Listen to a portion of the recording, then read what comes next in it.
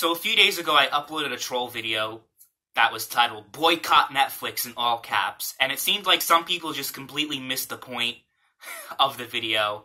Some people, I think, actually thought I was serious. Like, I got some messages on Discord and other places saying, like, what the hell are you talking about? Like, are you stupid? Why do you want to boycott Netflix when you're not subscribed to Netflix and you think you're entitled to their shows?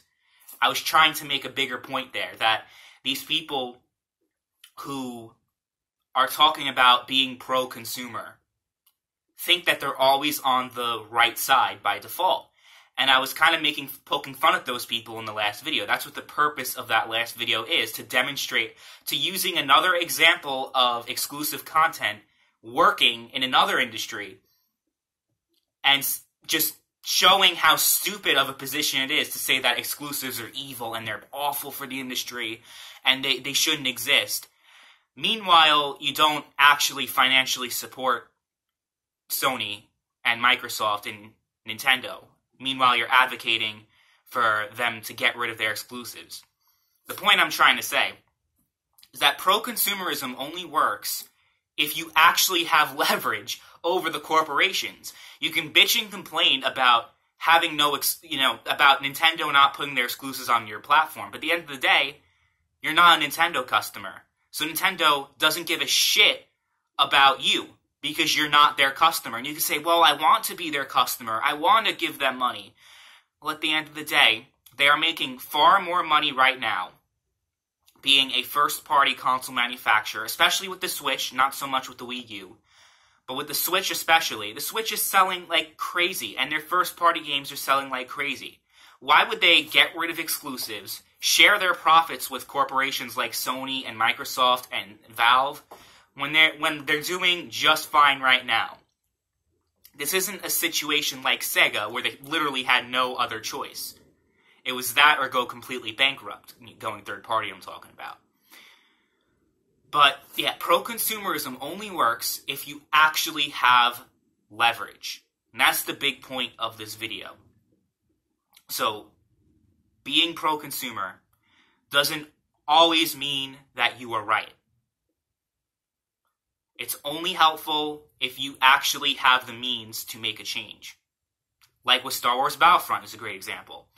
People made a change because they voted with their wallet, they didn't support the game, they were pretty much boycotting EA products, and were pretty much giving EA a really hard time, where that if they didn't get rid of the policies, they would have lost more money in the long run.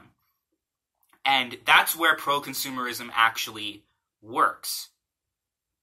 What doesn't work is when you say Sony is evil and they're anti-consumer, therefore I am going to argue with my feelings as to why Sony needs to get rid of their policy on cross-platform and need to open up their servers to everybody. Well, that's great and all, but Sony doesn't have a reason currently to do that. I explained that in a video a few weeks ago. But Sony currently doesn't have any reason to do that because, again, it would benefit, yeah, sure, it would benefit Sony customers because they would be able to play with their Xbox friends and their Nintendo friends. But at the end of the day, the reason why they have that policy is, first of all, because they're on top. They're the #1 console manufacturer right now, so they're pretty much doing it because they can, and because nobody can stop them.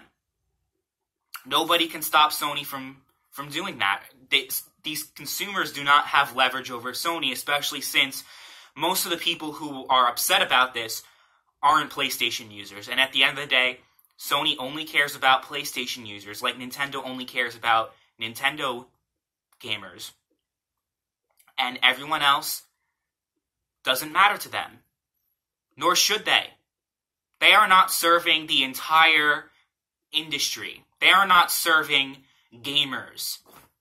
The purpose of a corporation is not to make people happy. It's to make money. And that's not me being a shill for a corporation. It's just being realistic and understanding the way things work and the way things will always work. And with the issue of cross-platform, again, like I said previously, these people have no leverage over Sony because at the end of the day, it's not going to hurt Sony's bottom line for now. maybe next generation the conversation will shift, and Sony will probably be forced to, their hand will probably be forced on that issue. Because the rest of their competition, Nintendo Switch will have cross-platform. Microsoft's next console, which will be competing with the PS5, will have cross-platform. And then if Sony is just left with, when pretty much the reset button will be held come next generation, and Sony will have to rebuild their brand. That's pretty much what each generation is. You can be on top one generation, but that doesn't indicate that you will be come next generation. Look from the PS2 to the PS3, how that went.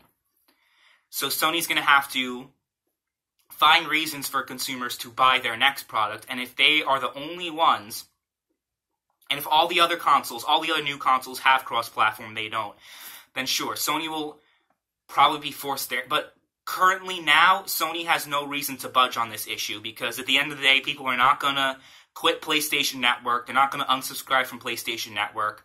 They're not going to sell their PlayStation 4s over Fortnite. I'm sorry, but that's just not going to happen.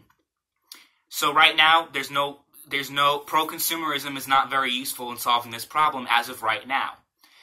And I was just talking about PlayStation subscriptions, another great example. What are people going to do? I mean, sure, you can organize boycotts. Boycott the PlayStation Network. Boycott Xbox Live.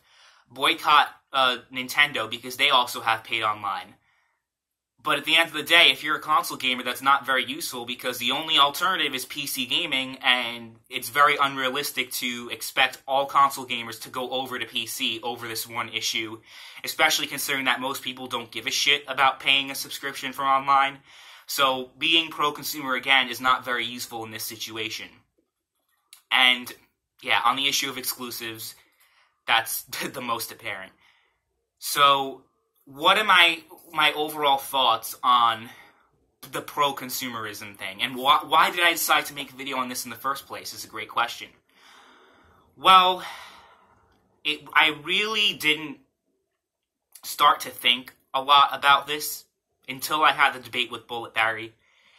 And just because Bullet Barry was on the altruistic pro-consumer side, it automatically meant by default that he won the debate and that he had stronger points than I did, even though, in reality, I provided factual economic reasons as to why this system exists and why it is in Sony and Nintendo's interest to continue this practice.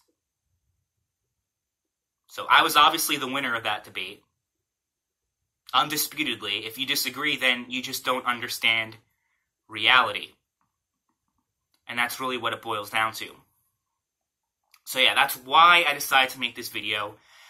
Because in the gaming community, you're usually put into one of two camps. If you advocate for the gamer, and you believe in this concept of, of the gamer, and we need to do everything that benefits all gamers across the world, like getting rid of certain practices and, all that stuff, and just, being altruistic towards the gaming community. You are pro-consumer. You're always speaking out against EA and Activision and those evil corporations. Meanwhile, corporations, again, in a capitalistic economy, the only purpose of a corporation is to earn a profit. They have no moral obligations to you. The only reason why they do things that are perceived as being morally righteous is because they feel like those morally righteous actions will earn them a profit in the long run. That's why a lot of these corporations, just in the entire corporate sphere, are promoting policies of diversity and social justice because they feel, not because they actually believe in social justice. You really think all of these CEOs, oh yeah, they believe in diversity and they believe in social justice? They probably don't. Most of them probably don't, but they feel like it will earn them the most profit because they are morally righteous actions that the majority of people can get behind, and they feel will earn them a profit. It'll attract them more customers. But at the end of the day, Sony doesn't need to attract more customers because they have the largest, by far, install base out of all the other platforms. So it's kind of foolish to say, oh, Sony should get rid of exclusives. Sony should open up their servers to other gamers with the cross-platform. And again, I'm not saying that I don't support the idea of cross-platform. I do. I have on record said that I do. But, and also paid online. You think I like paying $60 a year? But realistically, that's the way things are. And that's just something people don't understand. And if you acknowledge that reality, you are anti-consumer and you're shilling for the evil corporations. That's the other camp that someone would be in. And that's a camp that I've been labeled under.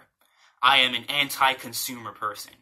Meanwhile, I'm just acknowledging reality. Again, I'm not defending corporations every time something happens. I'm not saying, oh no, you shouldn't attack EA over the microtransactions. They're doing it because they have to. I've never said that. I support those kind of actions on the pro-consumer end. But when it comes to things that are unrealistically attainable, then that's when I have a problem with them, and I call them intellectually flawed individuals that don't understand the way the industry actually works. So, yeah, I felt like this video was necessary to make, especially considering the way things are with the gaming community right now, and it's just ridiculous. It's absolutely ridiculous. So yeah, those are my thoughts on pro-consumerism.